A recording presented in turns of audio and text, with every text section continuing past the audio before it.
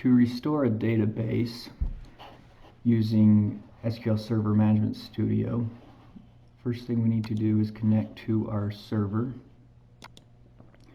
and then we'll right click on databases and select restore database, and our source, we're going to find it on the device. We're going to browse for the backup file, that the database we're trying to restore.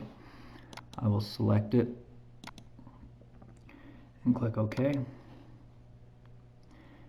In this window down here, we can rename the database. This will be the only time we'll have the opportunity to rename it. So if we wanted to rename it, you would enter that in here. The next thing we need to do is relocate all files. We're going to check the box there, and we'll click OK. And the database was restored successfully. Now the next thing we need to do is to open up the Crow's Nest database utility,